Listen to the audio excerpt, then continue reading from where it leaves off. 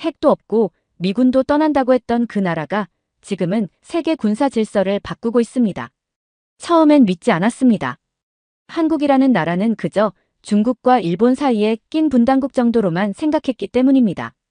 그런데 지금 미국도 유럽도 심지어 나토까지 한국식 훈련과 무기체계를 교범으로 채택하고 있다는 사실을 아십니까? 한 독일 장성은 말했습니다. 우리는 핵을 연구했지만 한국은 전쟁을 살아냈습니다. 그렇다면 어떻게 한국은 핵 없이도 전 세계를 움직이고 있는 걸까요? 나토 고위 장교들은 이젠 한국이 교관이라고 말하고 있는 걸까요? 그리고 대만 전쟁이 터지면 왜 한국이 가장 먼저 움직인다고 미국 전략 문서에 명시되어 있는 걸까요? 대체 무슨 사연인지 오늘 사연 바로 시작하겠습니다. 저는 엘리엇 슈레더라고 합니다. 미국 인도태평양 사령부에서 전략 분석을 전담했던 민간 파트너 출신이죠. 사실 5년 전까지만 해도 저는 한국에 대해 특별한 인식을 가지고 있지 않았습니다. 딱 한마디로 요약하자면 중국과 일본 사이에 낀 작은 나라였죠. 국제전략회의에서 한반도는 늘 북핵 문제가 아니면 주한미군 부담 같은 피곤한 이슈로 다뤄졌고 저 역시 그런 프레임에서 크게 벗어나지 않았습니다. 그날도 마찬가지였습니다. 하와이 호놀룰루에 있는 사령부 회의실. 형광등 불빛이 바짝 말라가는 제 커피보다 더 건조하게 느껴졌어요. 오늘 주제는 대만 유사시 연합군 기동전력 이동 경로입니다. 회의는 늘 그렇듯 딱딱했죠. 스크린 앞에선 국방대 소속 분석관이 PPT를 넘기고 있었습니다. 그 순간 한 장의 이미지가 제 눈을 붙잡았습니다. 잘못 출력된 건지 지도가 거꾸로 붙어 있었어요. 북쪽이 아래, 남쪽이 위. 마치 바다 위에 떠 있는 철판처럼 한반도가 보였어요. 옆자리에 앉아있던 필립이 킥킥 웃으며 팔꿈치로 제 옆구리를 툭 찔렀습니다. 이거 봐. 이거 항공모함 같지 않냐? 뭐? 중국이랑 일본 사이에 딱 떠 있는 항공모함. 처음엔 웃겼습니다. 그런데 지도 속 한반도는 점점 다른 형상으로 변해갔습니다. 해협을 끼고 일본을 바라보는 포병 전진기지, 중국 동부 연안을 감시하는 레이더 정찰소, 대만 위기시 출격할 수 있는 공군 중계기지. 그리고 무엇보다 그 위치 자체가 모든 패를 감시할 수 있는 고지대였어요. 지금도 기억납니다. 회의 끝나고 커피를 마시며 어느 장군이 저에게 이렇게 말했죠. 지금 진짜 중요한 걸 본 거야. 이 지역에서 중국과 붙을 각오를 했다면 그 시작은 반드시 한반도야. 얼마 후 상부로부터 통보가 왔습니다. 동부가 전력 재조정안 때문에 한국 현지 분석이 필요하다. 망설였습니다. 그때 저는 약혼자와의 결혼식 준비로 정신이 없었고 몇 달 휴직을 꿈꾸고 있었거든요. 또 파병이야? 그녀가 말했을 때 저는 대답을 못했습니다. 이건 군사 출장 이상의 의미가 있었어요. 비행기 바퀴가 인천공항 활주로에 닿을 때까지도 긴가민가한 상태였습니다. 한국에 대해 많은 브리핑을 들었지만 막상 발을 디딘 현실은 어딘가 익숙한 동북아 도시들과 다를 게 없었어요. 자동문, 전광판, 정장 차림의 사람들, 어느 나라든 있을 법한 공항 풍경. 처음 며칠간은 한미연합사와 국방부 산하의 협조하에 군사시설과 시스템 견학 일정을 소화했습니다. 그런데 그중 가장 충격적인 건 다름 아닌 예비군 훈련장이었습니다. 그날은 평일 오전이었고 저는 경기도 모처에 위치한 예비군 동원훈련장에 있었습니다. 버스를 타고 모여든 남성들. 이 사람들 직장 안 가나요? 옆에 있던 한국 장교에게 조심스레 물었습니다. 그는 웃으며 말했어요. 연차 내고 오는 분들도 있고요. 동원령 떨어지면 24시간 안에 출동 가능한 준비를 갖추고 계신 분들이죠. 미국에도 예비군 제도가 있긴 합니다.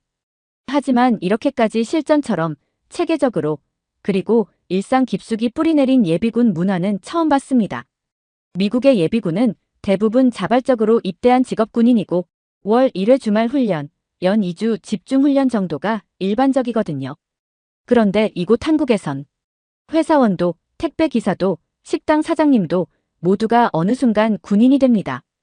특히 놀라웠던 건 훈련 중간엔 농담도 주고받고 분위기도 가벼운데 총을 들자마자 눈빛이 완전히 바뀌는 그 장면이었습니다.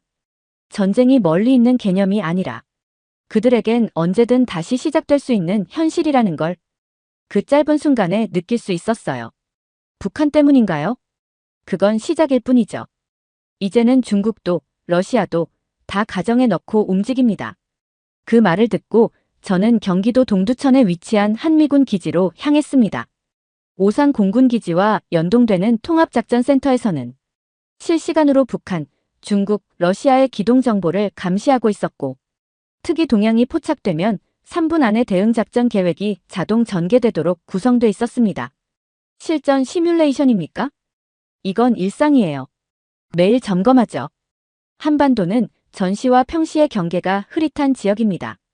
그 말을 듣고 머릿속에서 그동안 가볍게 넘겼던 수많은 한국 관련 보고서들이 떠올랐고 그 문장들이 이제야 의미를 갖기 시작했어요. 상시 대비 태세, 실시간 전개 시뮬레이션, 다중 접경 방어 전략. 이 모든 단어들은 실제로 지금도 작동하고 있었습니다. 그리고 마침내 저는 충청남도 계룡시에 있는 계룡대 합동참모본부를 방문하게 되었습니다. 거기서 저는 인생을 바꾸는 한 장면을 목격했죠. 현역 장교 3명이 대형 스크린 앞에서 중국이 대만을 침공할 경우라는 가상 시나리오에 따라 한반도 북부에서 일어날 국지전, 주한미군의 이동 경로, 그리고 일본과의 연계 작전까지 검토하고 있었어요. 이건 미국 작전회의 아닙니까? 한국군 내부 전시 토론입니다. 우리는 미국 없이도 시나리오를 세웁니다. 그 순간 깨달았습니다. 이 나라는 의존의 군대가 아니라 설계하는 군대였어요. 주한미군이 존재하지만 그건 협력이지 종속이 아니었습니다. 한미연합사조차 한국 장군이 부사령관으로 작전을 주도하고 있었고 정보, 통신, 방공체계는 거의 완전히 자립된 수준이었습니다. 그리고 제가 들은 마지막 한마디. 우리는 누구보다 전쟁을 싫어합니다. 하지만 누구보다 전쟁을 가까이에서 보고 있죠. 그 말을 들은 저는 회의실 복도에 앉아 한참을 말없이 있었습니다. 누가 시키지도 않았는데 제 손이 노트를 꺼내 이 문장을 적고 있더군요. 전쟁을 준비하는 평화국가. 그게 지금 제 앞에 있습니다. 그리고 이 나라는 전쟁을 상상으로 연습하는 게 아니라 현실로 예행 연습하고 있습니다. 그날 밤 저는 호텔방에서 종이컵에 탄 커피를 마시며 계속 지도를 들여다보고 있었습니다. 침대 위에 펼쳐진 건 한국이 아니라 동북아 전쟁 시나리오였죠. 대만 해협을 중심으로 중국과 미국이 충돌했을 때 누가 먼저 움직이고 누가 어디로 밀려날 것인가. 미국의 전략 문서에선 그 시점을 선택할 수 있는 마지막 해라고 표현합니다. 중국이 내리막을 타기 전 마지막으로 군사력을 동원해 대만을 흡수할 수 있다고 보는 시점. 엘리엇. 연락을 걸어온 건 미국 본부의 동료 필립이었습니다. 혹시 너도 들었어? 브룬슨 사령관 인터뷰. 아, 한국은 가라앉지 않는 항공모함이라는 말. 그거. 요즘 펜타곤 내부에서 그 표현이 너무 많이 돌아다녀. 실제로는 한국이 전면 기동은 안 하겠지만 전선의 중심이 될 거라는 얘기야. 그 대화 이후 진지하게 계산하기 시작했습니다. 한국은 과연 후방기지인가 아니면 전방어부인가. 계산 결과는 명확했습니다. 한국은 전쟁의 불씨가 아니라 불씨를 감싸는 심장 같은 존재였습니다. 그 중심엔 전진 억제 전략이라는 단어가 있었죠. 한미일 연합 전력이 가장 먼저 포진해 있는 곳. 대만 유사시 미국이 필리핀과 일본을 거점으로 움직일 때 공군 기동 타격과 정보 지원, 전자전 플랫폼의 핵심이 되는 곳은 한국이었습니다. 주한미군은 지금도 오산, 평택, 군산에 대규모로 포진해 있고 이들은 북한 억제를 위한 병력이 아닙니다. 이미 미 국방부 내부 계획상 대만 유사시 이동 가능한 기동 전력으로 재분류돼 있습니다. 즉, 전시에는 한국의 공군기지에서 출격한 전력이 중국 동부 해안까지 1시간 반 만에 도달할 수 있다는 얘기죠. 그리고 중요한 게 또 하나 있었습니다. 바로 태평양 지역이라는 표현이었습니다.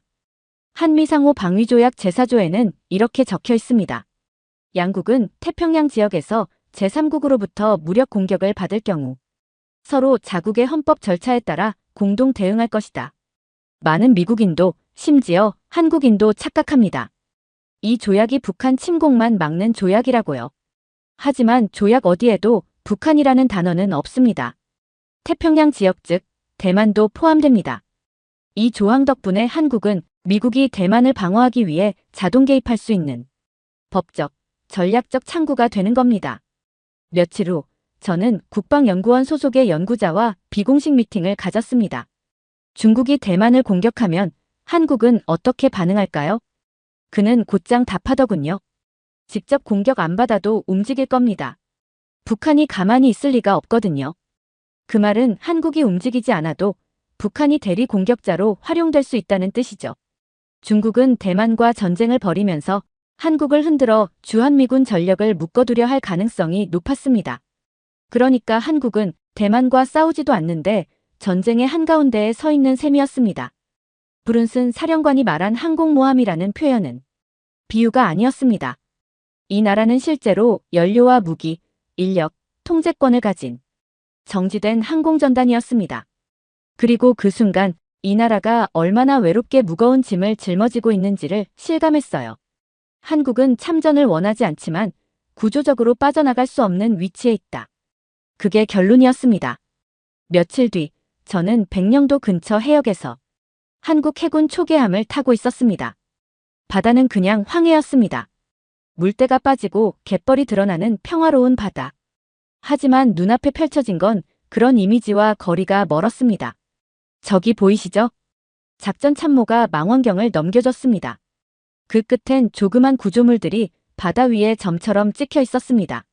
레이더 돔, 철제 부표, 고정 플랫폼. 저건 뭐예요? 등대인가요? 중국이 만든 불법 구조물입니다. 124도선 서쪽에 자기들 마음대로 설치한 거죠. 지도상 동경 124도에 해당하는 선, 한국 해안에서 고작 수십 킬로미터 떨어진 지점. 저 선을 넘어가면 중국 함정이 쫓아옵니다. 이쪽이 훨씬 가까운데요.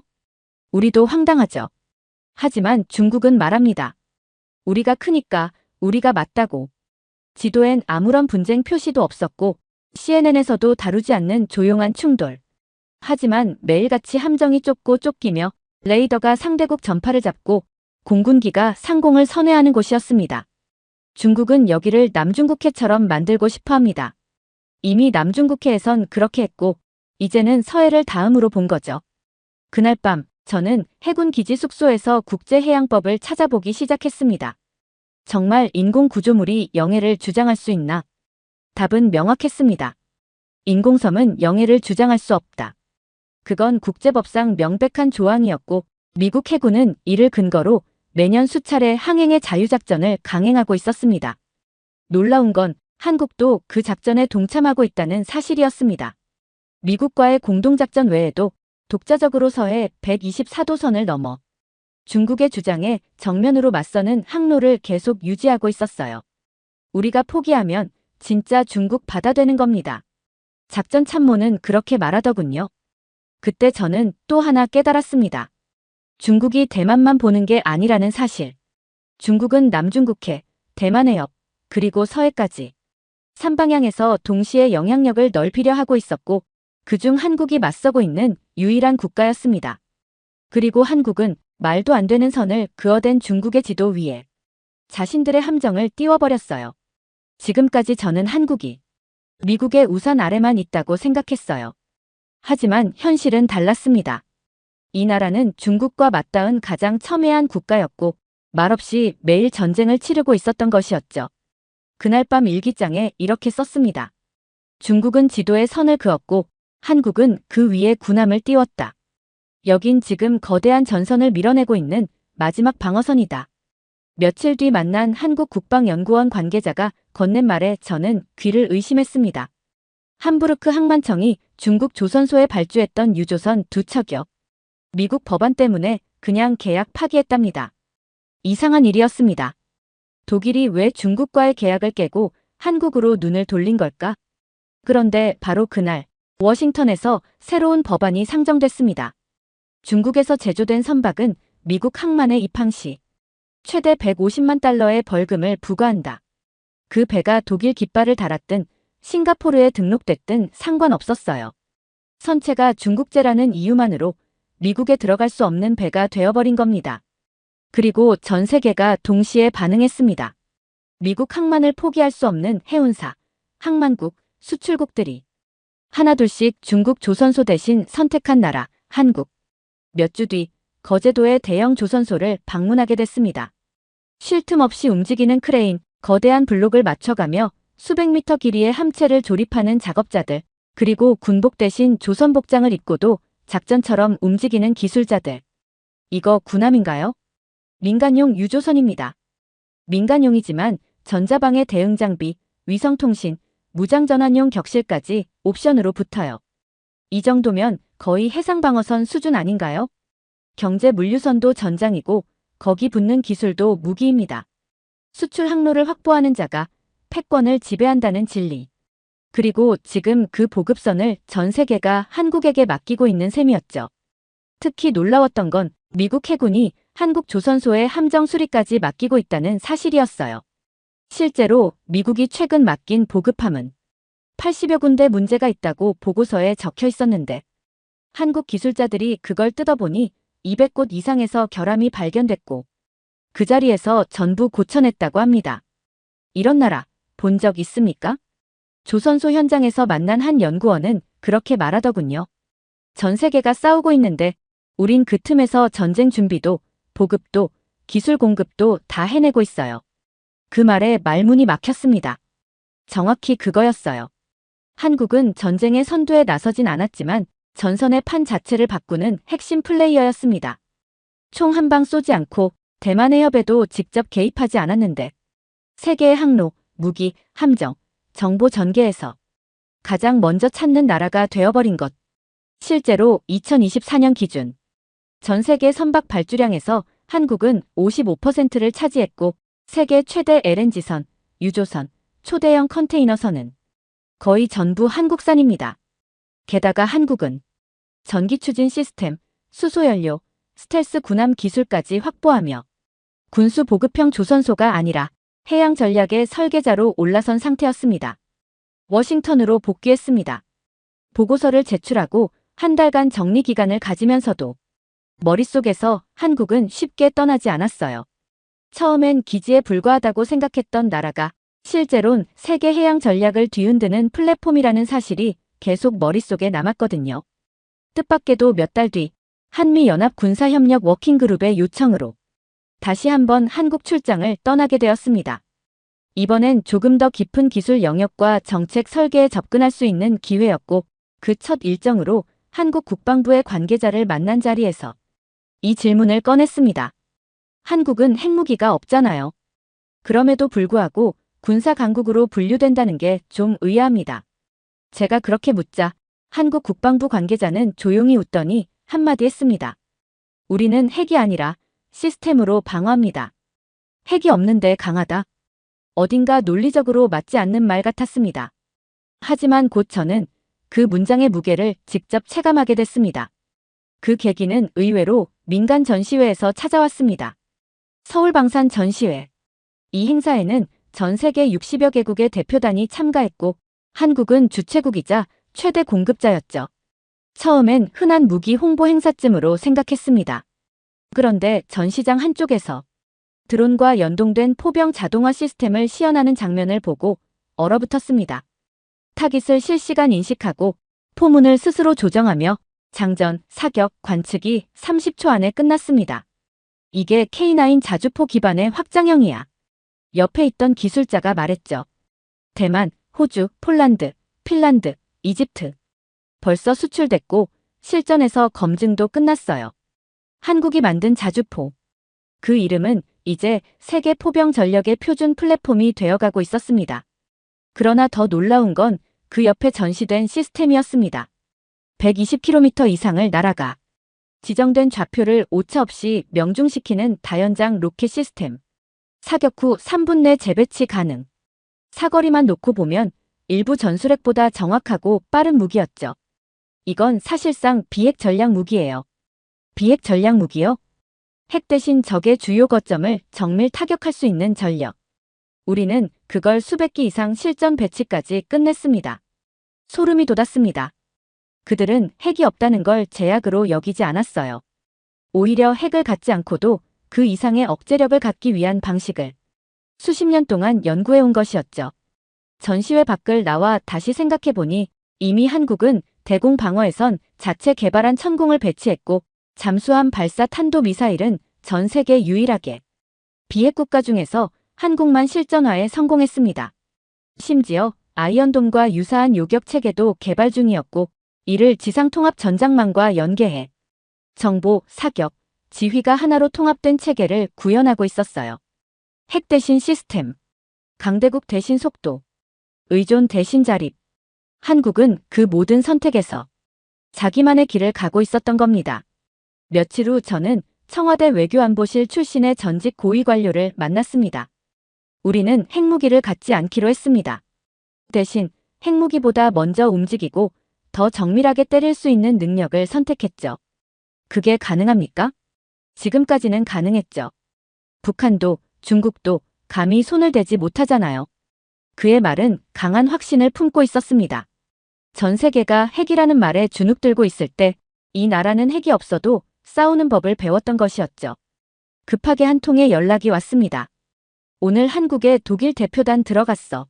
내일 한국 포병훈련 시연 직접 보기로 했대. 그 말을 들은 순간 마음이 복잡해졌습니다. 독일, 프랑스, 핀란드, 체코. 유럽의 군사 선진국이라 불리던 나라들이 이제 한국의 군사훈련을 참관하러 왔다는 사실.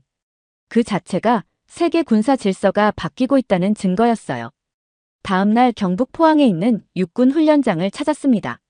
실제 K9 자주포 사격 훈련이 있었고 그 현장을 보기 위해 나토 소속 장성들과 국방 관계자들이 직접 날아온 거였죠. 이번엔 실탄 사격입니다. 실제 전시 상황을 가정한 일제 사격입니다.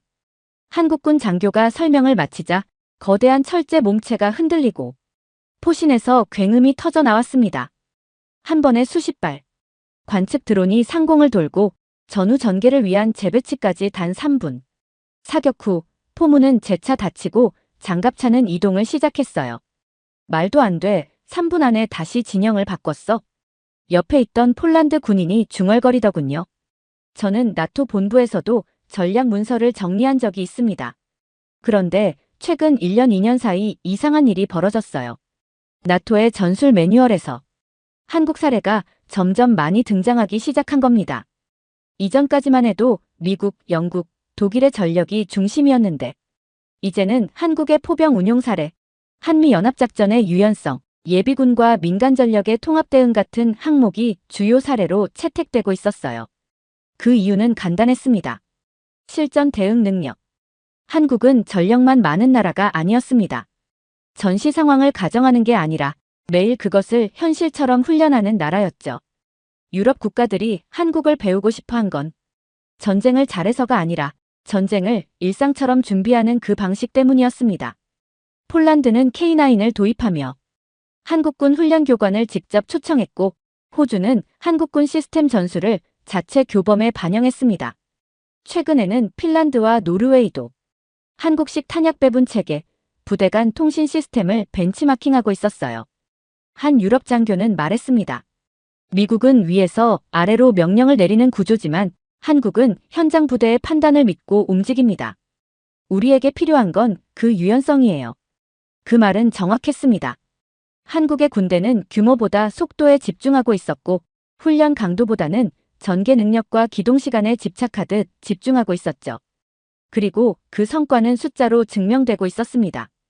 2024년 기준 K9 자주포는 이미 9개국에 수출되었고 천무 다연장 로켓은 중동 국가들이 군 현대화의 핵심 자산으로 고려 중입니다. KF-21 보라매는 동남아시아와 유럽 국가들이 구매 가능성을 검토 중이며 심지어 인도네시아는 공동개발국으로 참여 중입니다. 하지만 진짜 중요한 건 그 무기의 형태가 아니라 그 무기를 어떻게 다루느냐를 세계가 배우고 있다는 점이었습니다. 그날 훈련이 끝난 뒤 식당에서 나토 장교들과 대화를 나누었습니다. 왜 한국까지 와서 훈련을 보시나요? 제가 묻자 프랑스 육군 소속의 대령이 웃으며 말했죠. 지금 전 세계에서 가장 현실적인 훈련을 하는 군대는 한국뿐이라서요. 한때 나토가 강대국 모델로 군사 기준을 세우던 시대에서 이젠 한국처럼 실전 생존을 기준으로 작전을 배우는 시대가 온 거였습니다. 강한 나라를 따르는 게 아니라 살아남은 나라의 방식을 따르는 것. 지금 나토는 전통적 군사 강국보다 현실을 살아낸 한국을 가장 필요한 교관으로 삼고 있었던 겁니다.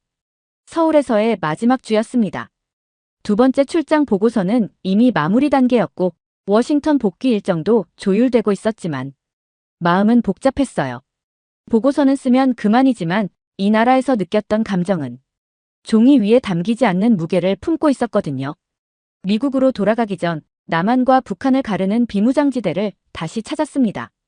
한 달 전에도 왔던 곳이지만 그땐 군사 분석을 위한 방문이었죠. 이번엔 그냥 보고 싶어서 온 거였습니다. 망원경 너머로 북측 초소가 어렴풋이 보였습니다. 하지만 제 시선은 서울에 고정돼 있었어요. 거기엔 전쟁을 막기 위해 매일 훈련하는 군인들이 있었고 총을 들지 않아도 세계 질서를 바꾸고 있는 기술자들이 있었으며 그리고 무엇보다 자기 방식대로 강해진 국민들이 있었습니다. 한국은 누구의 식민지도 되었고 전쟁으로 초토화되었고 냉전의 최전선에 방치된 채 살아남아야 했던 나라입니다. 하지만 지금 그 나라는 패권국들의 선택지가 아니라 전략 그 자체로 변하고 있었습니다. 워싱턴에서 저는 한국은 고정된 항공모함이라는 말을 들었고 현장에서 그 말이 물리적인 위치가 아니라 정신적인 구조라는 걸 알게 됐습니다. 가장 먼저 깨어있고 가장 먼저 계산하고 가장 먼저 움직이는 나라. 한국은 그렇게 세계의 심장이 되어 있었습니다. 보고서를 쓰며 마지막 문단에서 잠시 멈칫했습니다. 어떻게 결론을 내려야 할까? 진짜 이 나라가 그렇게 중요한가? 그 질문에 망설임 없이 답할 수 있습니다. 그렇습니다. 그리고 그 어느 곳보다 빠르게 중요해지고 있습니다. 한국은 전통적 패권이 몰락하는 시대에 대안 없이 움직이지 않았고 대신 군사, 경제, 전략, 시스템전 분야를 통합한 하나의 독립된 모델로 스스로를 증명했습니다. 심지어 미국의 군함을 수리하고 유럽의 교범을 수정하게 만들며 태평양과 유럽, 중동까지 한국식 전술과 장비가 퍼지고 있었어요. 저는 깨달았습니다. 세계는 지금 큰 나라가 아닌 준비된 나라를 찾고 있다는 걸요.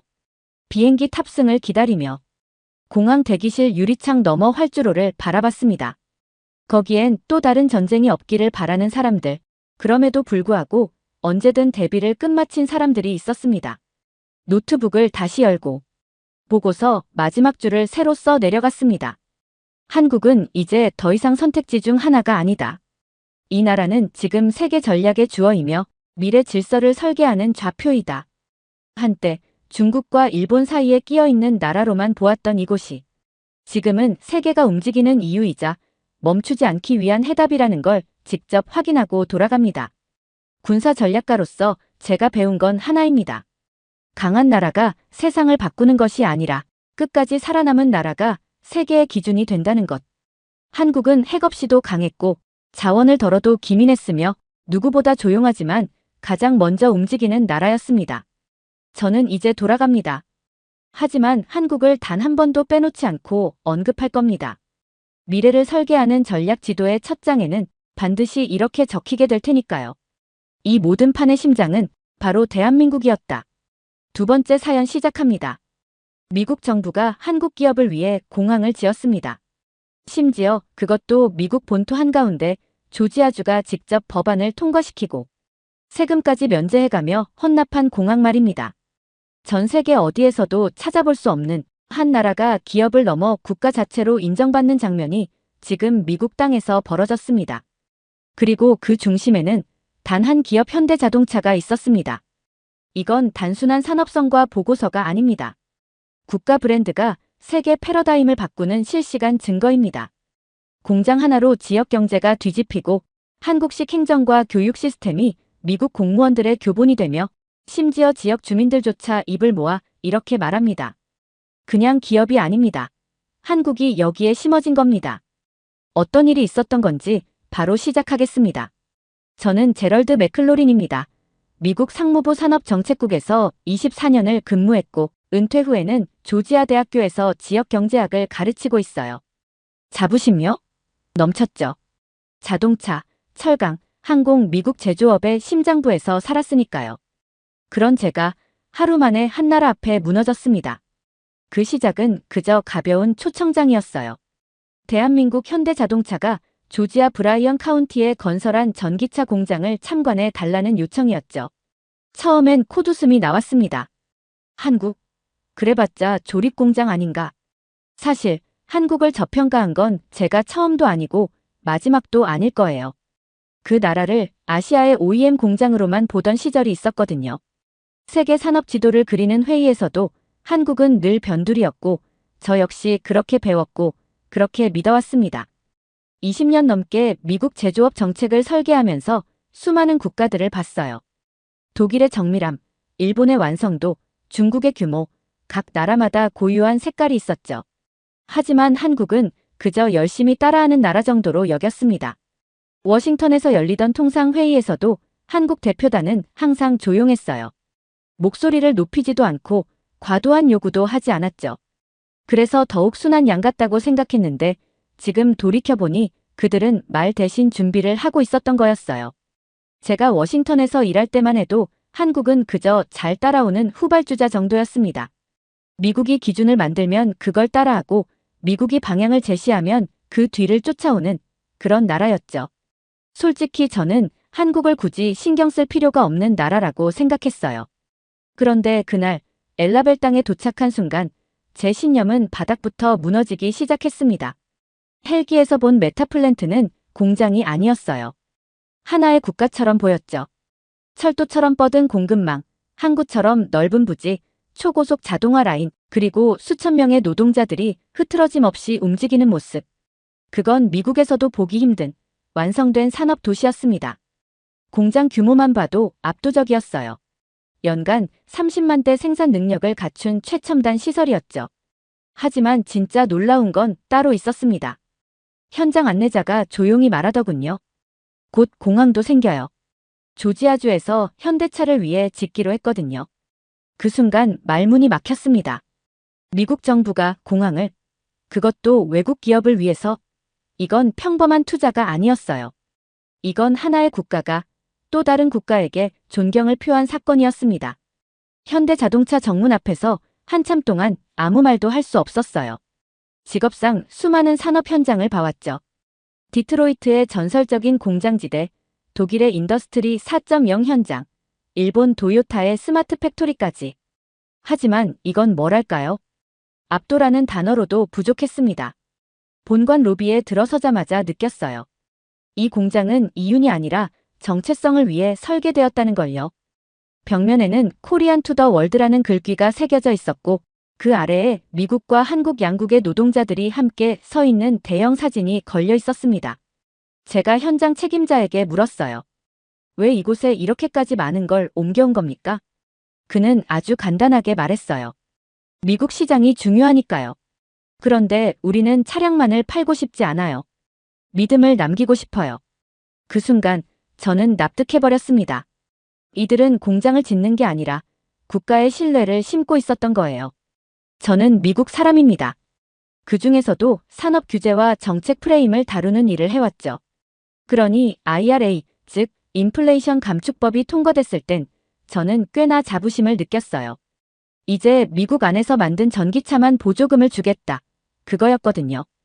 표면적으로는 기후 대응이었지만 본질은 산업 보호였죠. 미국 내 일자리를 지키고 미국 기업들에게 경쟁 우위를 주려는 전략이었어요. 당시 세계 각국은 난리가 났습니다. 독일은 WTO 제소를 검토했고 프랑스는 바이든 대통령에게 직접 항의했죠. 일본은 특례 조항을 요구했고 캐나다도 불만을 쏟아냈어요. 그런데 유독 한국만은 조용했습니다. 저는 의아했어요. 한국 전기차 기업들, 특히 현대차는 북미 보조금 대상에서 빠졌는데 왜 항의하지 않을까? 그때까지만 해도 그 조용함이 수동적 포기인 줄 알았습니다. 하지만 조지아 엘라벨에 도착한 순간 그 생각은 산산이 부서졌어요. 현대차는 IRA가 통과되자마자 말도 안 되는 결정을 내렸습니다. 11조 원을 투자해 미국 땅에 공장을 짓겠다고 발표한 거죠. 살아남기 위해선 아예 안으로 들어가야 한다는 시기였어요. 대부분의 기업들이 규제 탓을 하며 정부를 압박할 때 한국은 정부를 탓하지 않았습니다. 그냥 길을 바꿔버렸어요. 나중에 알게 됐죠. 이들은 IRA 발표 전부터 이미 미국 내 생산 기지를 준비하고 있었더라고요. 우리는 법을 막 만들고 있었는데 한국은 이미 공장 땅을 고르고 있었던 겁니다. 워싱턴 정가에서 20년 넘게 일하면서 느낀 건데 대부분의 국가들은 미국 정책에 대해 반응합니다. 항의하거나 협상하거나 아니면 포기하거나. 하지만 한국은 달랐어요. 예측하고 준비했습니다. 그때 느꼈어요. 이건 운이 아니라 준비였습니다. 미래를 예상한 게 아니라 위기를 상수로 설정한 시스템이었죠. 한국은 정부, 기업, 지방자치단체가 하나처럼 움직여요. 미국처럼 부서 간 충돌이나 예산 싸움이 거의 없대요. 그래서 불과 2년 만에 부지를 확보하고 수천 명을 고용하고 협력업체들을 유치해 메가 프로젝트를 완성시켜버린 겁니다. IRA는 세계 기업들에게 벽이었어요. 그런데 한국은 그 벽을 기회의 문으로 바꿨습니다. 어떤 기업은 울고 어떤 정부는 항의하고 어떤 나라는 포기했지만 한국만은 뚫었어요. 공장이 아무리 거대하고 화려해도 결국 그 안에서 움직이는 건 사람이에요. 그래서 며칠 뒤 관리자 대신 현장 노동자들을 직접 만나보기로 했습니다. 아무런 사전 통보도 없이 식당에서 점심을 먹고 있는 작업자들 틈에 조용히 앉았죠. 당신도 현대차에서 일하세요? 한 흑인 청년이 먼저 말을 걸어왔어요. 저는 고개를 끄덕이며 말했습니다. 예전엔 정부에서 일했고 지금은 이 프로젝트를 연구 중이에요. 그는 웃으며 이렇게 말하더군요. 아, 그럼 지금 우리가 얼마나 행복한지 제대로 봐두셔야겠네요. 처음엔 농담인 줄 알았어요. 그런데 한 명, 또 한 명, 말들이 이어질수록 저는 점점 무거운 감정에 사로잡혔습니다. 전 10년 동안 텍사스에서 트럭을 몰았어요. 허리 나가고 애 학교도 제대로 못 봤죠. 그런데 여기 와서 삶이 바뀌었어요. 우리 팀장은 한국인이에요. 근데 솔직히 가족 같아요. 매일 아침 일찍 와서 먼저 인사해주고 아프면 집에 가라고 하고 쉬는 날엔 아이들 생일 파티에 같이 와요. 여기선 그냥 직원이 아니라 가족이에요. 이건 급여나 복지의 문제가 아니었어요. 그들이 말하는 행복은 훨씬 더 깊은 차원의 감정이었습니다. 한국인 관리자들이 현지 문화를 이해하려 노력했고 각 부서에선 가정 방문 프로그램까지 운영하고 있더군요. 생일이면 집으로 꽃을 보내고 명절엔 작은 선물도 준비한다고 했어요. 제가 말했죠. 한국 기업 문화가 이렇게 따뜻한 줄은 몰랐네요. 그러자 옆에 앉은 중년 여성 직원이 말했어요. 그게 문화인지 뭔진 잘 몰라요. 그냥 진심인 것 같았어요. 그걸 우리가 매일 느끼니까요. 그녀의 눈가에 눈물이 맺혀 있었습니다. 그 순간 깨달았어요. 이 공장은 철과 유리로 만들어진 게 아니었습니다. 이곳은 사람과 사람 사이의 신뢰로 건설된 곳이었죠. 한국은 이곳에 기술과 자본만 옮겨온 게 아니었어요. 그들은 정서를 함께 가져왔고 정신을 심었습니다. 그게 이 공장의 가장 강력한 기초가 되었던 거예요. 저녁 무렵 주차장에서 한 노조 대표를 만났습니다. 그는 말없이 제 손을 잡더니 이렇게 말했어요. 우린 한국을 한 번도 가본 적 없지만 지금 여기에 우리 곁에 한국이 있는 것 같아요. 그 말을 듣고 저는 한참을 멍하니 서 있었어요. 이건 생산 라인의 품질을 넘어선 이야기였습니다. 다음 날 하루 일정 동안 생산 라인을 따라 이동하며 현대차의 스마트 팩토리를 직접 체험하게 되었습니다. AI 기반의 로봇팔이 부품을 조립하고 실시간 데이터가 벽면 스크린에 자동 출력되며 센서 하나하나가 일정한 박자로 움직이고 있었어요. 처음엔 감탄밖에 안 나왔죠. 와, 이건 미래다. 하지만 진짜 충격은 그 다음에 찾아왔습니다. 여긴 자동화율이 80%를 넘어요. 그런데 놀랍게도 마지막 20%가 가장 중요해요.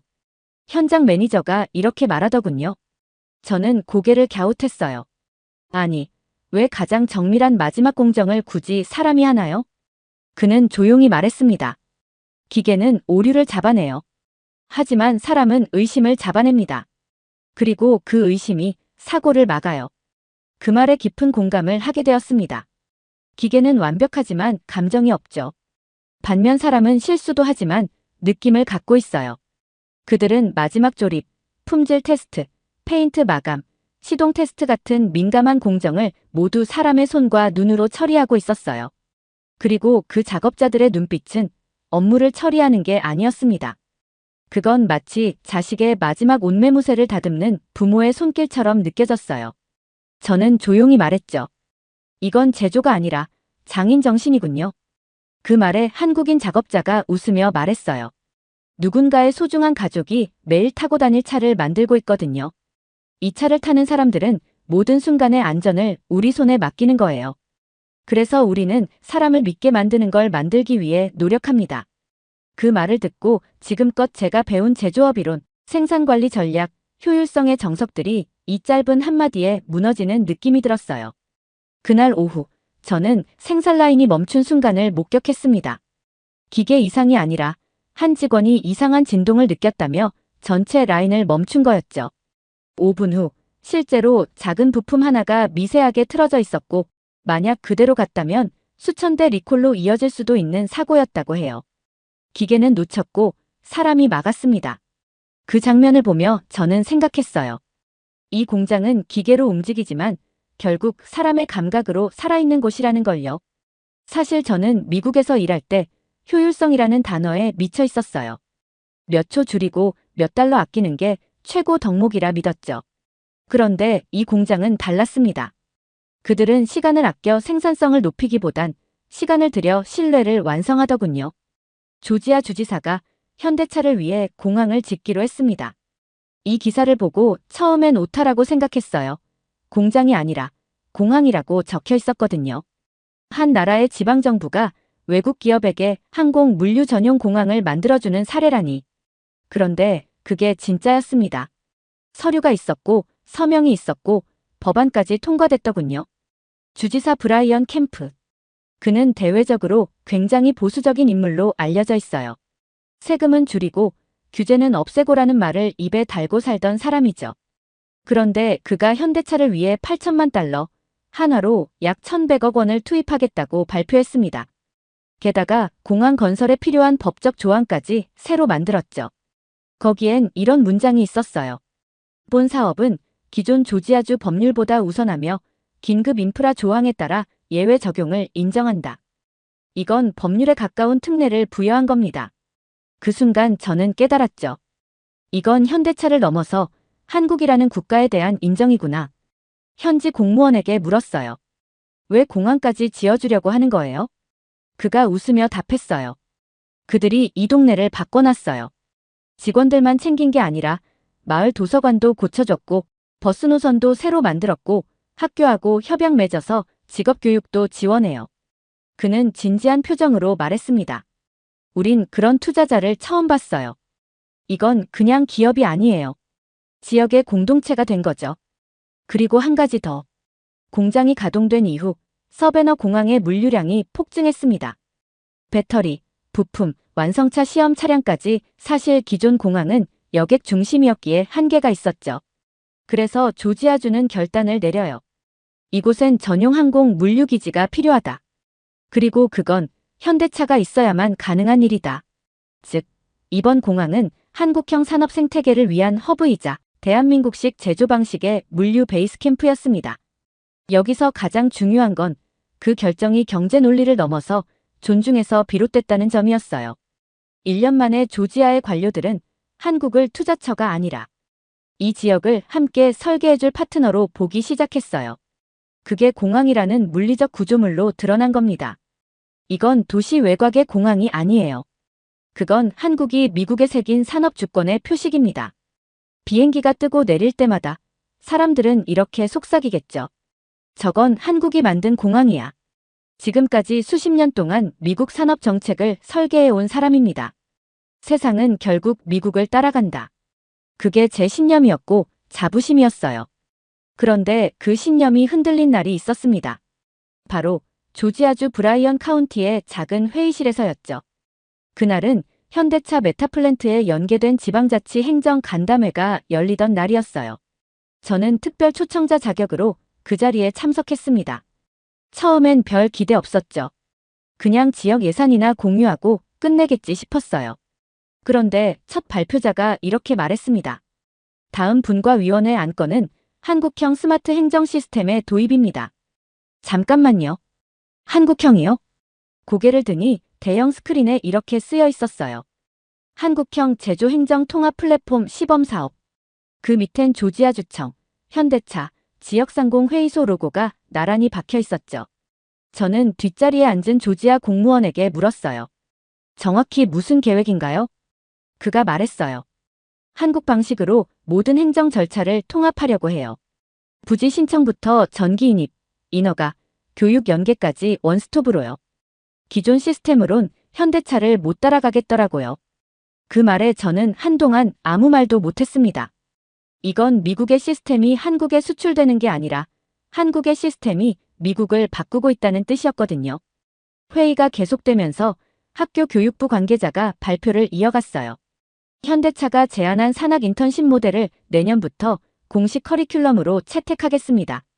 산업 현장 중심의 교육 시스템, 현장 실습 중심의 기술학교, 기업과 학교 간 실시간 데이터 공유이건 제가 15년 전 한국 출장 때 파일럿 사례로만 보던 시스템이었어요.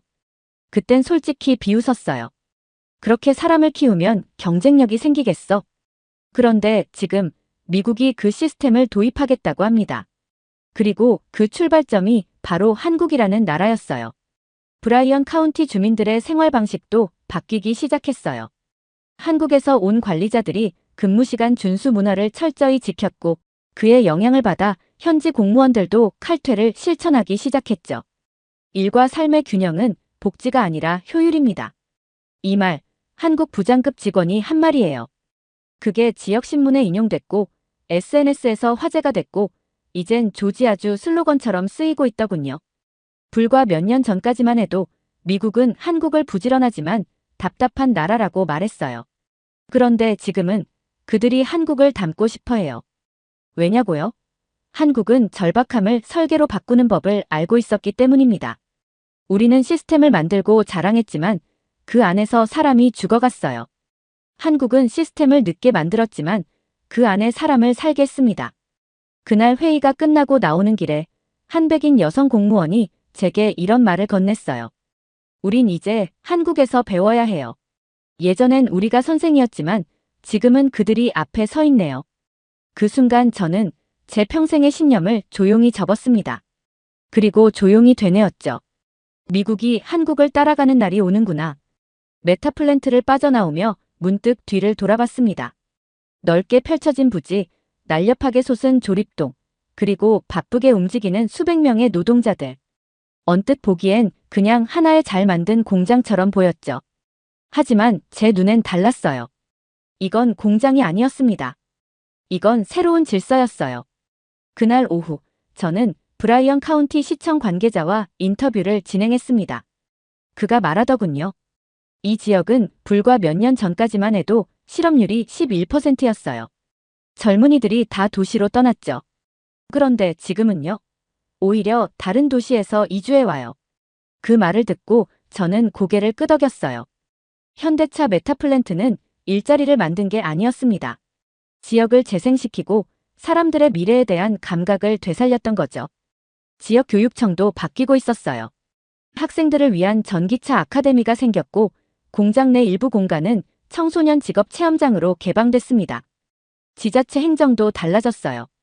기존에는 서류 결제에 2주가 걸리던 행정이 지금은 24시간 처리가 가능해졌다고 하더군요. 왜냐고요? 한국이 먼저 보여줬거든요. 할 수 있다고. 그들의 변화는 놀라울 정도로 빠르고도 정직했어요. 누가 시켜서가 아니었습니다. 스스로 체감했기 때문에 변한 거였어요. 그날 밤 저는 생각했습니다. 이 공장은 한국을 홍보하기 위해 만든 구조물이 아니었어요. 오히려 미국을 깨우는 거대한 거울이었습니다. 기술력? 맞아요. 속도? 인정해요. 하지만 진짜 본질은 그게 아니었습니다. 이 공장은 정신을 옮겨놓은 장소였어요. 협력사들을 모아 하나의 공동체를 만들고 지역 주민을 채용하며 그 가족을 함께 책임지고 이웃 학교와 병원을 품고 움직이는 이 거대한 구조는 기업이 아니라 한 사회였습니다. 그리고 저는 그 구조 속에서 미국이 잃어버린 걸 발견했어요. 함께 가는 법, 다시 일어서는 법, 그리고 어떻게 살아야 하는가에 대한 정답. 저는 어느 순간 메모장에 이런 문장을 적고 있었어요. 대한민국은 공장을 수출한 게 아니다. 살아있는 시스템을 옮긴 것이다. 그리고 그 시스템은 미국 사회의 심장을 건드리고 있다. 이곳의 변화는 지금도 진행 중이에요. 소상공인들이 몰려오고 교육 예산이 증가하고 부동산 개발이 다시 활기를 띠고 있습니다. 심지어 교회와 지역 예술단체도 현대차와 연계한 프로그램을 운영 중이죠. 누가 이런 걸 예상했을까요? 자동차를 생산하는 공장이 미국 사회의 틀을 바꾸고 있다는 걸요. 한국은 미국을 이기려 하지 않았어요. 대신 미국이 스스로 자신을 돌아보게 만들었습니다. 그리고 저는 이제 확신해요. 이 공장은 한국의 성공을 넘어 미국의 재건을 이끌 것이다. 미래에 누군가가 이곳을 다시 찾게 된다면 이렇게 말할지도 모르죠. 여기서부터 바뀌기 시작했다. 미국이 스스로를 다시 세우기 시작한 곳. 그동안 저는 강단에서 수없이 많은 국가 모델을 소개해왔습니다. 미국의 시장 개방 정책, 독일의 기술력 기반 제조 모델, 스웨덴의 복지 시스템. 그중 한국은 하나의 참고 사례에 불과했어요. 작고 밀집된 아시아 국가, 유교적 근면성과 정부 주도 산업화로 성장했다는 식으로 요약됐죠. 하지만 지금 저는 그 모든 프레임을 걷어냈습니다. 그리고 새로이 한 문장을 남겼어요. 대한민국을 보라. 강의실 앞 단상에 섰을 때 수십 명의 젊은이들이 제 얼굴을 바라보고 있었습니다.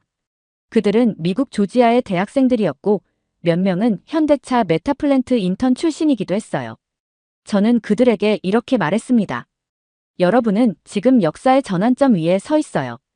그리고 이 전환점의 한가운데엔 대한민국이라는 나라가 존재합니다. 누군가 웃었어요. 그럴 수밖에 없었겠죠. 미국은 세계 최강국이라는 자부심이 있고 아시아의 나라를 모범으로 언급하는 일은 흔치 않으니까요. 하지만 그 미소를 정면으로 마주하며 조용히 말을 이었습니다. 한국은 우리와 경쟁하려 하지 않았어요.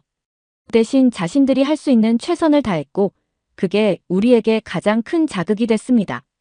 이어 스크린에 사진을 띄웠어요. 브라이언 카운티 메타플랜트 전경. 그 아래에 이렇게 적었습니다. 이건 공장이 아니라 하나의 국가 철학이다. 학생들의 표정이 달라졌어요. 그들 중 일부는 조용히 고개를 끄덕였고 어떤 이는 휴대폰을 꺼내 사진을 찍었죠. 이어서 한국이 보여준 놀라운 점들을 나열했습니다. 기술, 물론이에요. 속도, 경이롭죠. 하지만 그보다 더 인상 깊었던 건 사람이었어요. 신뢰로 쌓은 생산라인, 공감으로 채워진 공동체, 정신으로 설계된 물류망. 그건 어떤 경제 이론에서도 다룰 수 없는 국가의 혼이었습니다. 한국은 지금 자국을 브랜드로 만든 유일한 나라예요. 기업이 아니라 국민이 브랜드가 된 나라입니다. 그러자 한 학생이 조심스럽게 손을 들었어요. 교수님, 왜 그게 가능했을까요? 왜 한국은 그렇게 다른가요? 그 질문은 저를 한참 동안 멈춰 서게 만들었습니다. 그리고 조용히 답했죠. 그들에게 선택권이 없었기 때문이에요. 전쟁, 가난, 외면 모든 게 그들을 무릎 꿇게 만들었지만 그들은 포기 대신 준비를 선택했어요. 그게 한국입니다. 세상이 보지 않을 때 준비했고 세상이 외면할 때 일어섰고 이젠 세상을 바꾸기 시작했죠. 강연이 끝났을 때 박수는 그리 길지 않았어요. 하지만 그 눈빛들, 그 고개를 끄덕이던 학생들의 얼굴은 오래도록 남았습니다. 그날 밤 숙소로 돌아와 메모장에 한 줄을 남겼어요. 그들은 조용히 그러나 완벽하게 세상을 바꾸고 있다. 이제 누가 제게 묻습니다. 전 세계가 주목할 국가 모델은 어디입니까? 그러면 저는 망설이지 않고 대답해요. 대한민국을 보십시오. 기적은 끝났고 이제는 기준이 되었습니다. 영상 일부는 무료 영상 소스를 활용했으며 편집 및 내용 구성은 감동탐험이 직접 진행했습니다. 사연 이야기가 좋았다면 구독과 댓글로 남겨주세요. 더 재미있는 사연으로 돌아오겠습니다. 이상 감동탐험이었습니다.